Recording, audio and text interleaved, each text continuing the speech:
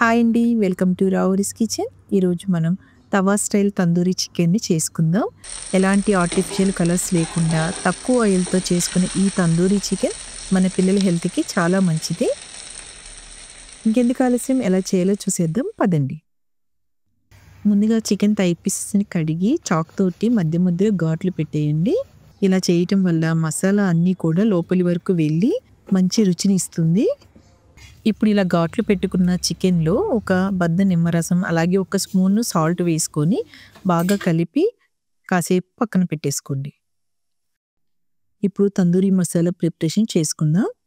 Stove పైన ఒక చిన్న కడాయి పెట్టి అందులో 50 ml ఆయిల్ వేసుకొని హీట్ అయ్యాక స్టవ్ ఆఫ్ చేసి 1 table spoon Kashmir red chilli పౌడర్‌ని వేయండి. ఇలా చేయటం వల్ల చికెన్‌కి మంచి అరోమా యాడ్ అవుతుంది. ఇప్పుడు ఈ చిల్లీ పౌడర్ వేసుకున్న ఆయిల్‌ని ఒక వెడల్పుగా ఉన్న గిన్నెలో వేసుకొని ఇందులోకి 2 స్పూన్ జింజర్ గార్లిక్ పేస్ట్ వేసుకొని, 1 స్పూన్ ధనియాల పొడి, అర స్పూన్ జీలకర్ర పొడి, 1 స్పూన్ తందూరి మసాలా, 1 స్పూన్ కారం, 1 spoon salt, half spoon chaat masala, అలాగే 1 స్పూన్ కసూరి మేతిని చేతిలో వేసుకొని కాస్త నలిపి వేసుకోండి. చివరగా హాంగ్ కర్డ్‌ని వేసుకొని బాగా మిక్స్ అయ్యేలాగా కలపండి. హాంగ్ కర్డ్ అంటే ఏం లేదండి, పెరుగుని ఒక క్లాత్‌లో వేసుకొని అందులో ఉన్న వాటర్ అంతా పోయేంత వరకు ఉంచితే మిగిలిన గట్టి పెరుగుని హాంగ్ కర్డ్ అంటారు.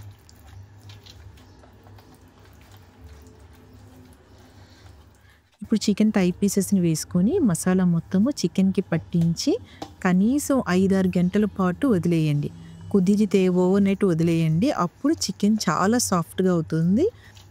అలాగే ఫ్లేవర్స్ అన్నీ ఇన్‌ఫ్యూజ్ అయ్యి చికెన్ చాలా అంటే చాలా బావుంటుంది. నేనైతే ఒక 5 గంటలు రెస్ట్ ఇచ్చానండి.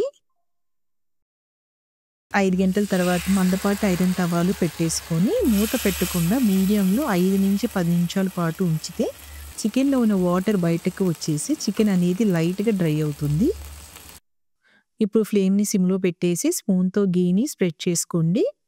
ఇలా గీ స్ప్రెడ్ చేశాక చికెన్ అంతా అయ్యే వరకు కుక్ చేసుకోవాలి. మధ్య మధ్యలో చికెన్‌ని తిప్పుతూ ఉండాలి.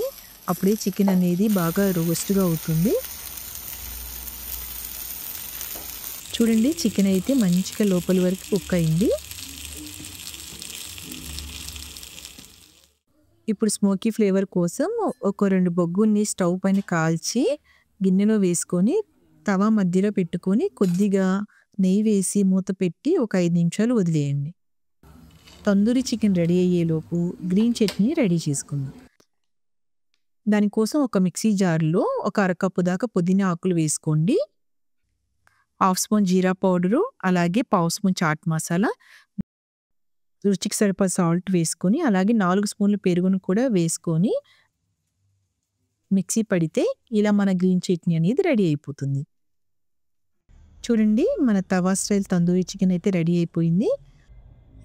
చూస్తుంటే చేసుకొని తినాలి అనిపిస్తుంది కదా! ఇంకెందుకు ఆలస్యం, ట్రై చేసి ఎలా వచ్చిందో కామెంట్ బాక్స్‌లో కామెంట్ చేయండి. అలాగే please like, share and subscribe my channel Raavuri's kitchen.